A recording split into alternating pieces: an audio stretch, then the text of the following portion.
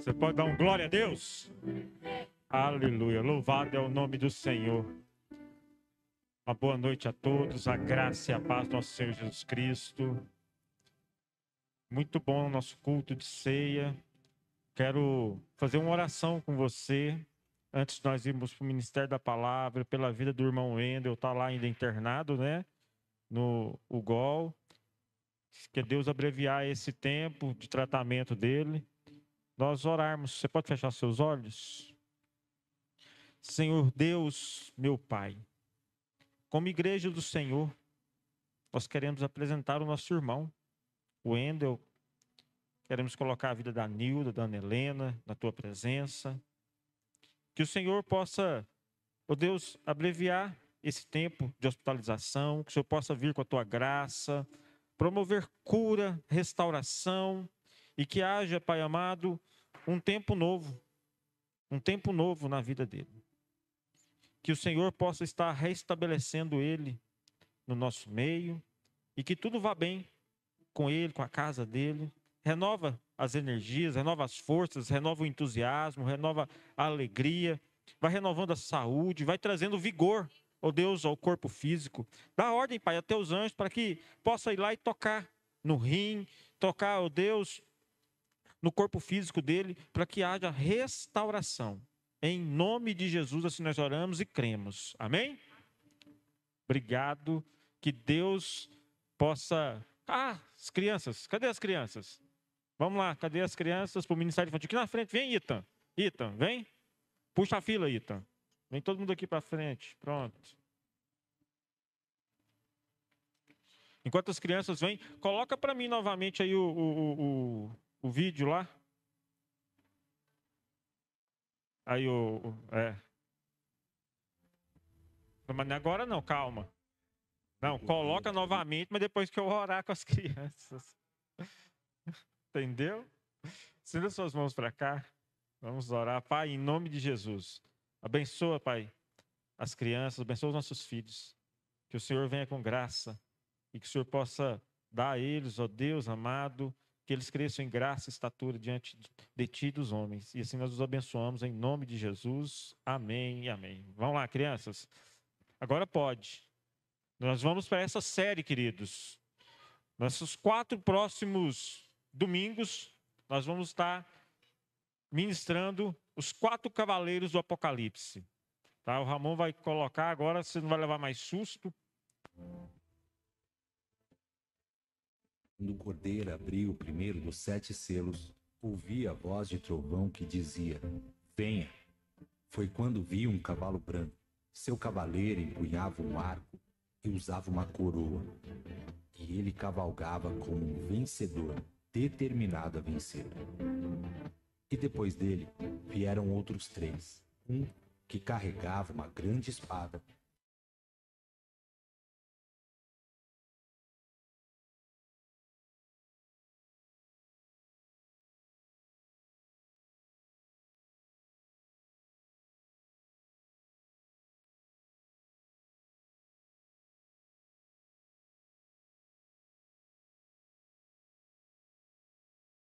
De guerra e da ameaça da morte, há um chão para os filhos de Deus.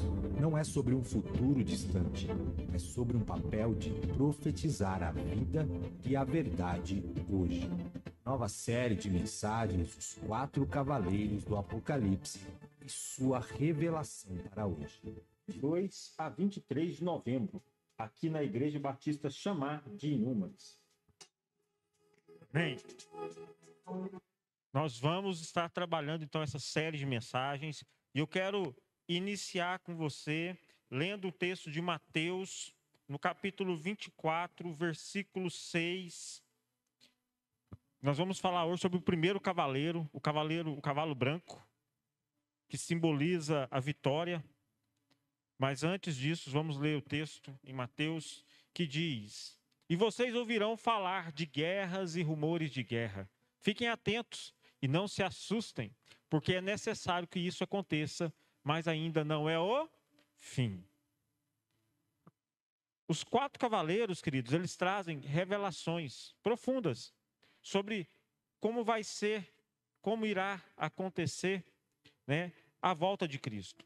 E essas revelações é sobre o mundo em que vivemos. Não é no mundo espiritual, não, mas é sobre a terra. E o mundo que nós olhamos, e esse mundo ele é seduzido pelo engano, ele é seduzido pelo hedonismo. O que é o hedonismo, pastor? É o amor a si mesmo, a idolatria a si mesmo.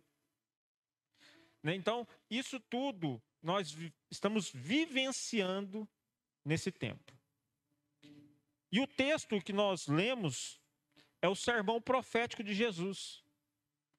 Cristo está falando desse tempo de rumores de guerra, desse tempo onde nós vamos passar.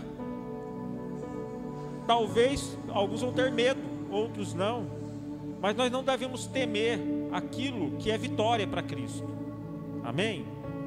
Então, o texto, ele fala da nossa esperança, daquilo que irá acontecer, mas de uma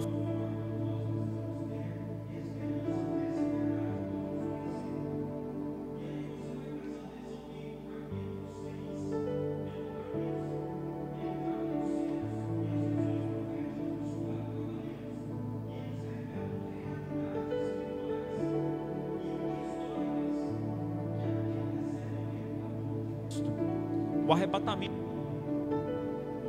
Então na série nós vamos falar do cavaleiro branco, a vitória, que é tempo de profetizar a verdade de Deus diante das mentiras de Satanás.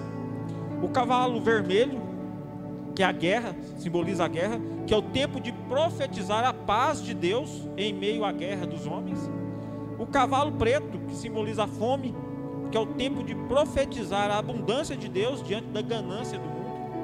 E por último, o cavalo amarelo, simbolizando a morte, que é o tempo de profetizar a vida de Deus diante da cultura de morte. Nós estávamos aí com Halloween, né? Uma cultura que,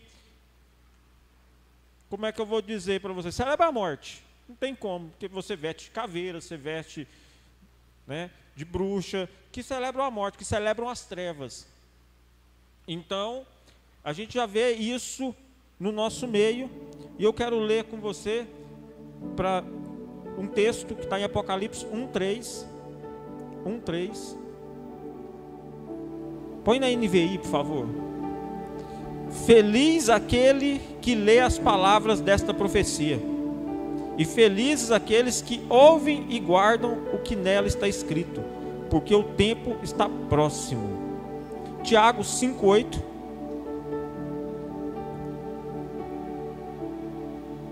Sejam também pacientes e fortaleça o coração de vocês, pois a vinda do Senhor está próxima. Nós não precisamos temer. Nós não precisamos temer o Apocalipse, nós não precisamos temer as profecias, porque a própria Bíblia diz: felizes aqueles que lê as palavras desta profecia, e felizes aqueles que ouvem e guardam o que está escrito. Nós precisamos ser felizes. Amém? E agora nós vamos então para a mensagem propriamente dita, que é o texto de Apocalipse 6, de 1 a 2. E nós vamos ler, deixa eu ver, NVI, isso, NVI, 1 e 2.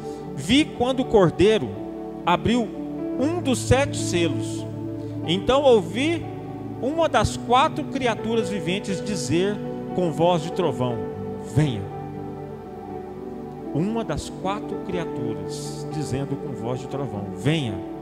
Versículo 2: olhei, e eis que diante de mim havia um cavalo branco. O seu cavaleiro empunhava um arco, e lhe foi dado uma coroa. Então ele saiu como? E para vencer. Feche seus olhos, vamos orar. Pai, em nome de Jesus, que a tua palavra, que é preciosa, venha em direção ao coração da tua igreja nesta noite.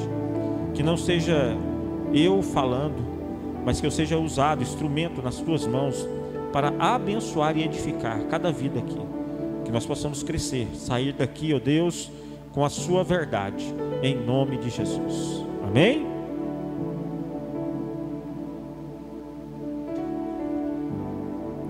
Olha só, queridos. Aqui nós não podemos confundir a palavra lá no final. E ele saiu como vencedor. A palavra está dizendo que ele era vencedor. Esse cavalo saiu como, mas ele era vencedor. Coloca para mim Apocalipse 19, deixa eu ver aqui, 19:11.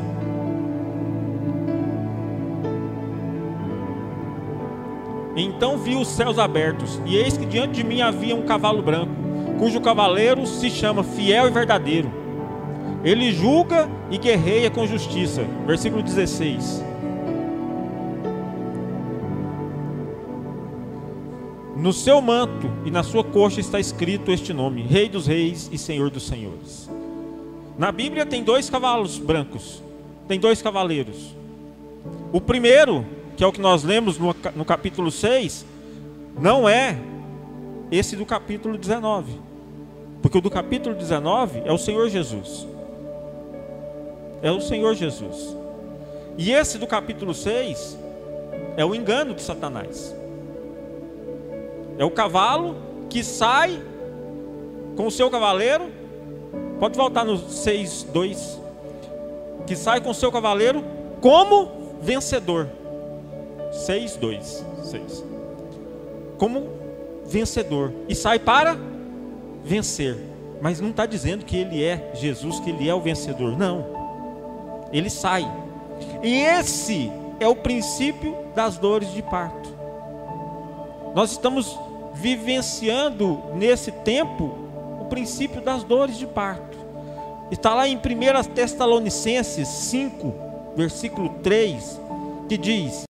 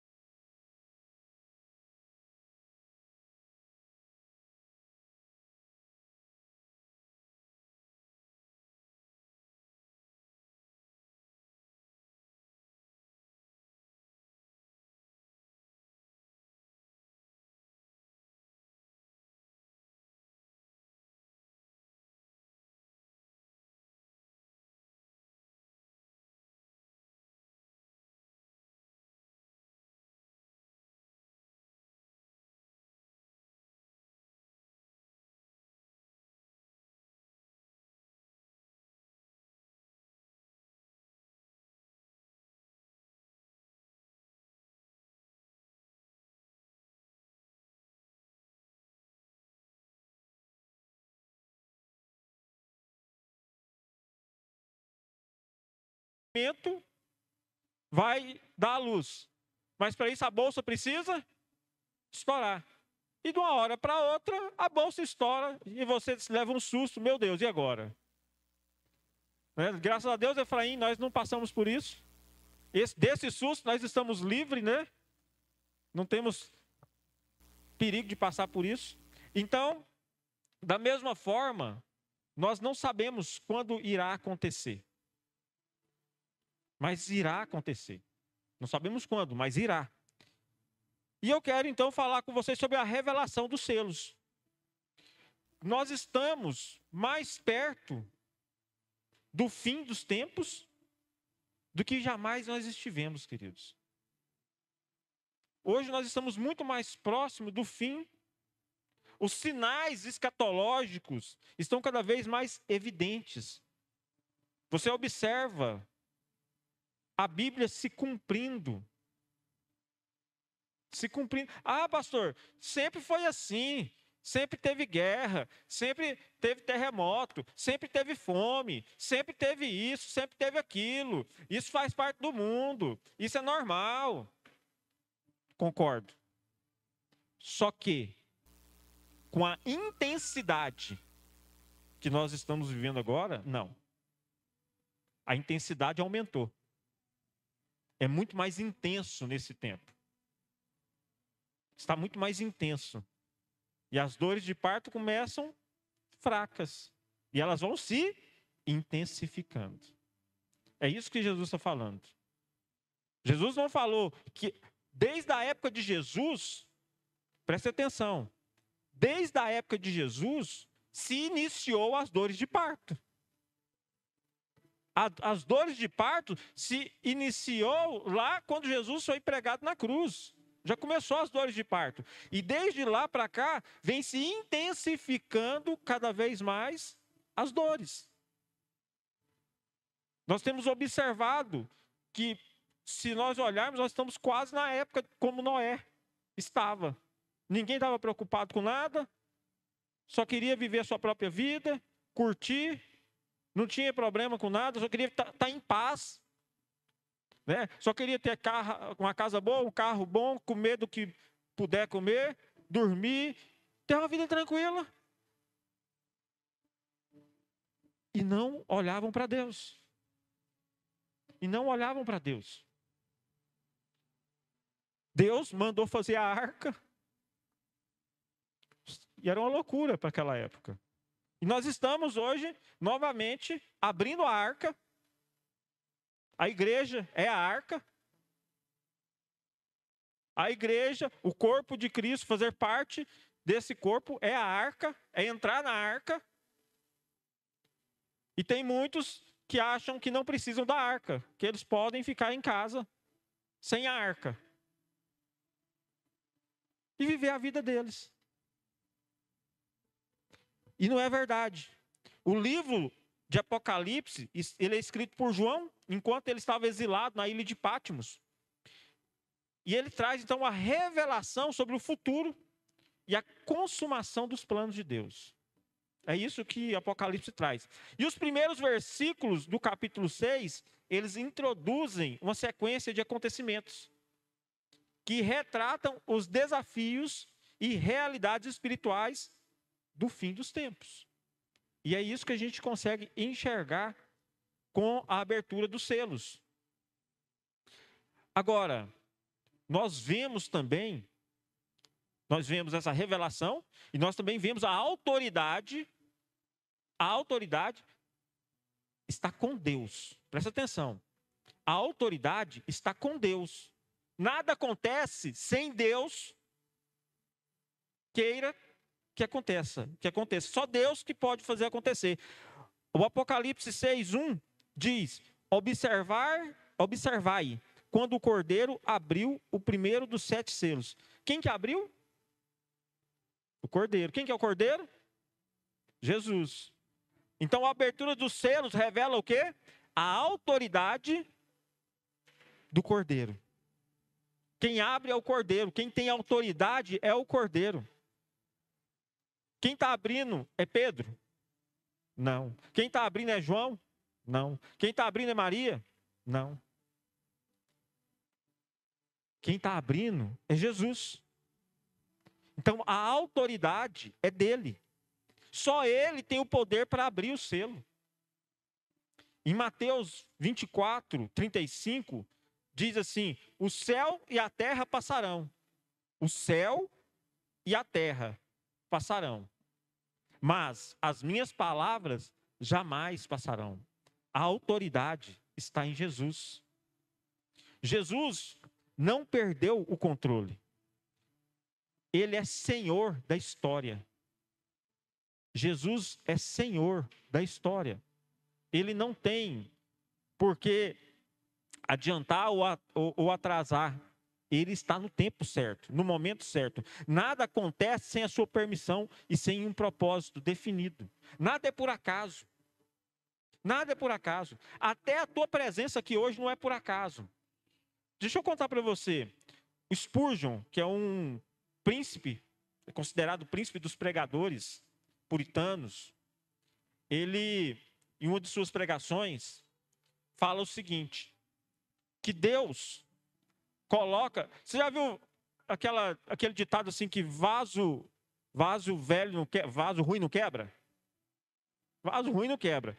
Deus, isso é Spurgeon falando na sua pregação, ele entende que Deus permite que as pessoas tenham todas as oportunidades possíveis de se achegarem a Cristo e de viverem o Evangelho. E hoje é uma dessas oportunidades. Deus dá a oportunidade para todos. E Ele permite que a pessoa fique tendo oportunidades e a gente não entende por quê. E aí Spurgeon fala assim, não é porque Deus está dando chance para ele, mas é para que Deus está provando para ele que no dia do juízo, ele não vai ter desculpa. É para que no dia do juízo não tenha desculpa. Deus já sabe que ele não vai querer entrar na arca. Então ele vai ter todas as oportunidades, mas ele vai rejeitar todas. E Deus permite que ele rejeite todas as oportunidades de entrar na arca. Isso, Spurgeon estava em uma das suas pregações, né, explanando. Agora, a autoridade estava com quem? Com o Cordeiro, com Jesus. E todos nós estamos convidados para a missão. E a missão qual é? Então ouvi dos seres viventes dizer com voz de trovão, venha. Venha. O venha é um chamado para mim e para você, a missão. Não é apenas um comando para o cavaleiro, mas um convite para todos nós que ouvimos a revelação. Esse venha é um convite para todos nós. Nós precisamos, como igreja, sair para ver, sair para essa missão. O Espírito de Deus, ele continua dizendo à igreja, venha, desperte, participe da história da redenção. Por isso que nós não podemos nos omitir da responsabilidade de entrar na arca. Porque enquanto ela está sendo construída, a oportunidade, as portas estão abertas. Porque depois que o dilúvio chega, as portas se fecham. E aí você já não pode mais entrar.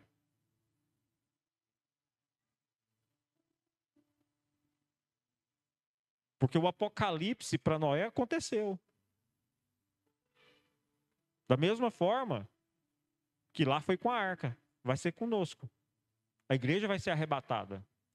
E no dia que a igreja for arrebatada, quem ficar não vai ter como mais subir. Não vai ter como subir. Vai ser como o dilúvio. Quando menos você perceber, a igreja é arrebatada. E aí você fica. Aí você pensa, né? Bem que o pastor falou. Aí não adianta mais. Aí não adianta mais. Misericórdia. Nós precisamos tomar a decisão enquanto há tempo. Enquanto há oportunidade. Venha, desperte, participe da história da redenção. Seja uma pedra viva nessa construção chamada corpo de Cristo. Edifício vivo. Nós precisamos, queridos, viver com conhecimento e discernimento. Olha o que é que diz o versículo 2. Olhei e diante de mim estava um cavalo branco. Seu cavaleiro empunhava um arco. Arco significa poder. E foi-lhe dado uma coroa, governo. Ele cavalgava como vencedor, determinado a vencer. O cavaleiro do cavalo branco parece vitorioso, mas representa o falso Cristo, o espírito do engano, aquele que conquista corações com aparência de luz. E tem muitas pessoas sendo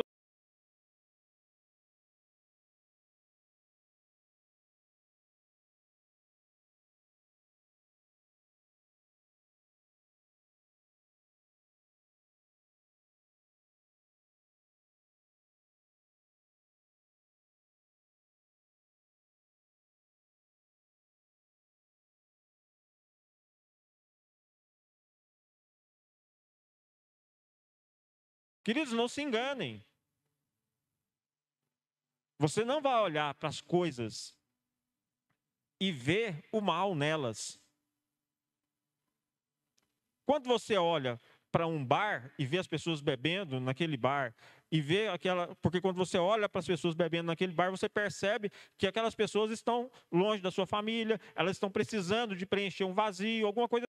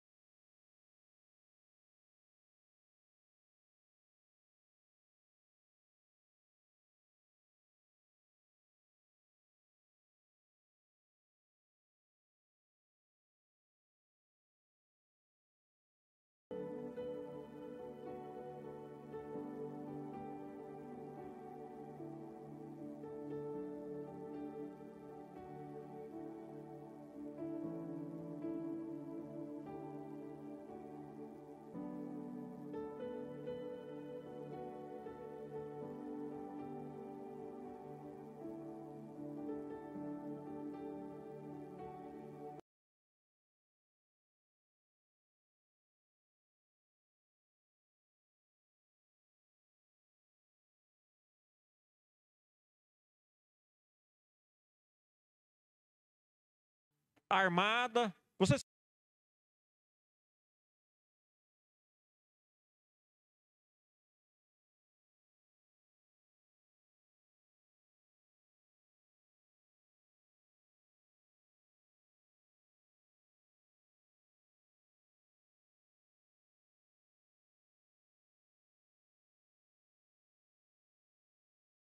ter discernimento da verdade. Porque você vê, você permite, às vezes, seu filho ficar no celular com influenciadores que você não conhece, mas desde que ele esteja calmo, parece que não tem mal. Que mal que tem, né? Deixar a criança ficar no celular vendo ali. Que mal que tem ver o Lucas Neto? Que mal que tem? Aí é que está a questão. Que mal que tem?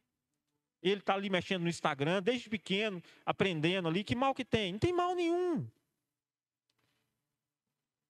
Só que, se você for perguntar hoje para um pediatra, neuropediatra, se você for perguntar hoje para quem tem acompanhado e estudado, você vai ver que existe um mal escondido por trás. As próprias redes sociais estão sendo processadas na Europa por estar gerando dependência na vida das crianças, trazendo mal para a vida delas, dependência emocional e tudo. Então, estão deixando as pessoas ansiosas, estão criando, estão deixando a cognição delas ficar com problema. Então, o que eu preciso que você entenda? Nem tudo que é luz é de Deus. Nem toda a igreja que diz Jesus aqui é o Senhor é de Jesus. É de Jesus. Por quê? Porque o Evangelho, igual eu estava falando, o Evangelho, ele nos liberta. O Evangelho, a verdade do Evangelho é libertação do cativeiro do pecado. Se o Evangelho liberta do pecado, eu tenho uma facilidade de renunciar. Ou seja, o Evangelho, ao mesmo tempo que é libertador, ele também age de forma à renúncia. Quem vive para Cristo, vive renúncia. Vive negar a si mesmo. Vive negar os prazeres da carne. Não tem como você querer estar num ambiente aonde, e não, eu vou para a igreja porque eu preciso ser abençoado. Se você vem para a igreja buscando a bênção de Deus, não é a igreja de Cristo. Porque na igreja de Cristo, ela tem muito mais renúncia do que bênção. Ela tem muito mais negar a si mesmo, abrir mão dos seus desejos, do que cura. Porque a libertação é do cativeiro, do pecado. E não da miséria, da falta de dinheiro. A libertação que Cristo promove não tem a ver com nada financeiro, não tem a ver com o emocional, está bem. Não, eu estou feliz agora, eu estou com Jesus, estou feliz. Jesus não prometeu isso para nós. Jesus, ele falou que no mundo nós teremos aflições. Aflições. E aí nós queremos buscar um ambiente onde vai saciar a nossa sede, a nossa fome de estar bem. Um ambiente onde nós podemos ser felizes. Um ambiente onde nós podemos prosperar. Só que esse ambiente, onde é pregado isso, somente isso, é um ambiente de engano, de falsa luz. Porque você não pode vir a dois senhores. Ou você vai servir ao dinheiro, ou você vai servir a Deus. Agora, Deus pode abençoar? Pode. Deus pode prosperar? Pode. Deus pode curar? Pode. Como o Victor disse, a motivação do coração. Às vezes nós fazemos a coisa certa, mas com a motivação errada. Às vezes eu entrego o meu dízimo, mas não com a motivação certa. E aí não tem retorno da parte de Deus. Nós precisamos, até isso, querido, pode ser uma falsa luz. Olha para você ver, tanto que o negócio é complicado. Você vem cá, o pastor falou que entregar o dízimo é provar minha fidelidade com Deus, e que Deus fala que eu posso fazer prova dele, e ele vai me abençoar então. Está escrito? Está escrito. Está escrito. Mas se você vier com essa motivação de querer entregar o seu dízimo, porque você vai poder fazer prova de Deus, para ele te abençoar de volta, está errado. Não é essa a motivação.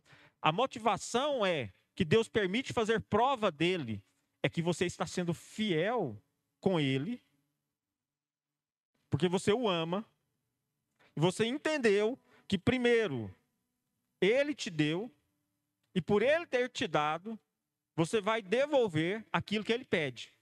Então quer dizer que nunca foi seu nada. O seu salário nunca foi seu.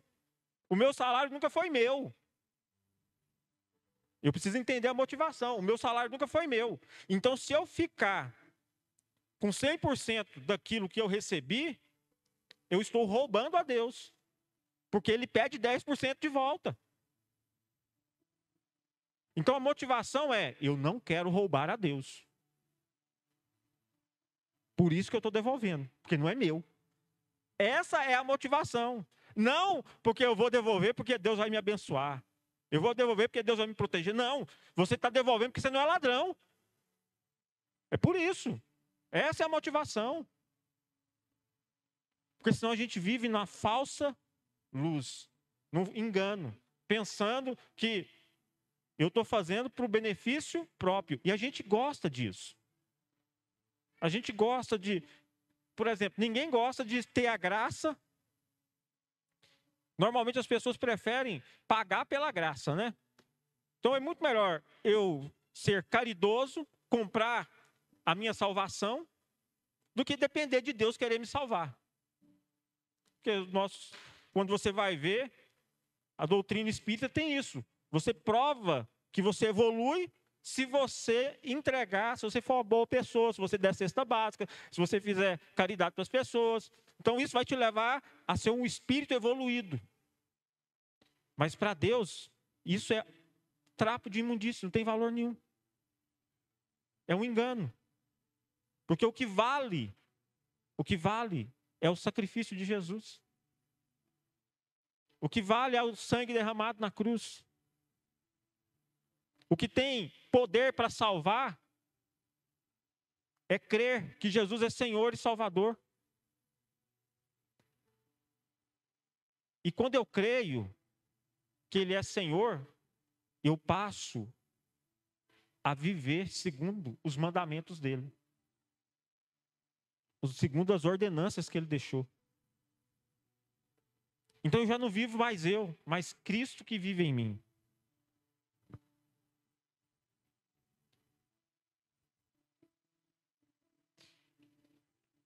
Os falsos profetas, né? E eles vão realizar sinais e maravilhas.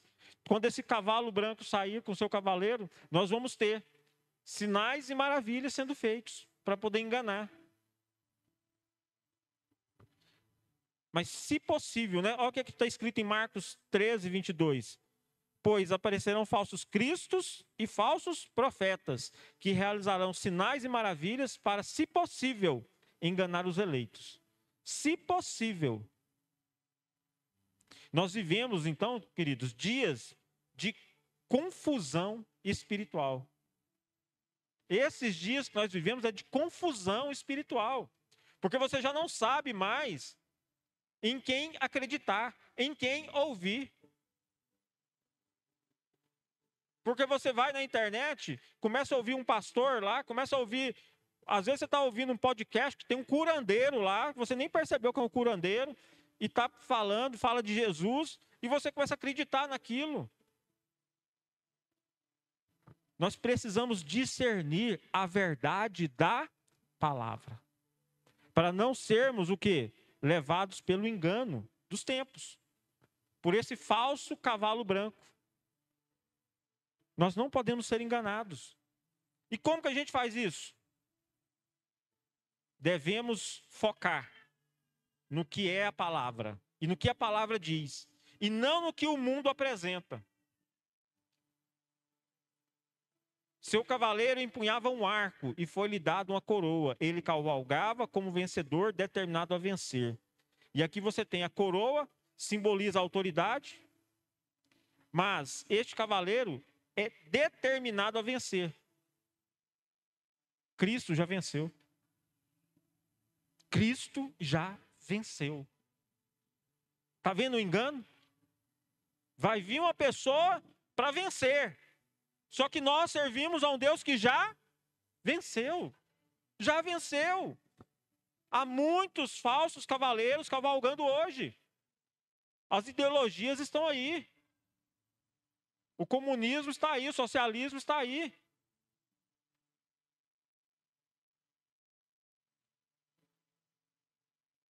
Os influenciadores estão aí.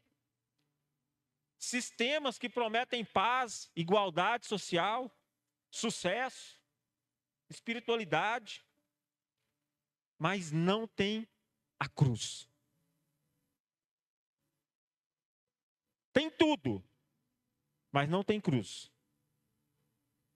É sem cruz.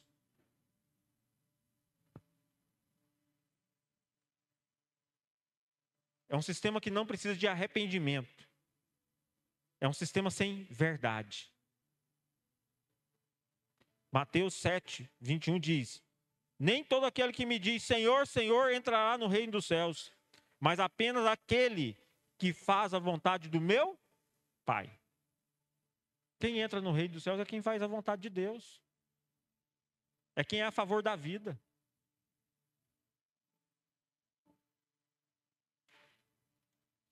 Quero chamar o Ministério de Louvor para a gente concluir. Em João 8, 51, diz assim: asseguro-lhes que se alguém guardar a minha palavra, jamais verá a morte. Ou seja, a verdade da palavra de Deus é que nos dá a vida. Por isso ninguém vai ver a morte. Portanto, a igreja do Senhor deve permanecer o quê? Vigilante. A igreja precisa permanecer vigilante. Eu e você precisamos permanecer vigilantes. Nós precisamos conhecer o verdadeiro Jesus.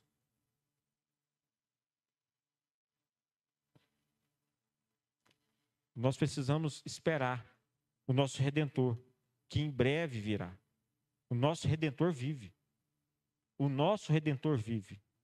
Em Tito 2,13, diz assim: aguardando a bem-aventurada esperança e o aparecimento da glória do grande Deus e nosso Salvador Cristo Jesus. Amém?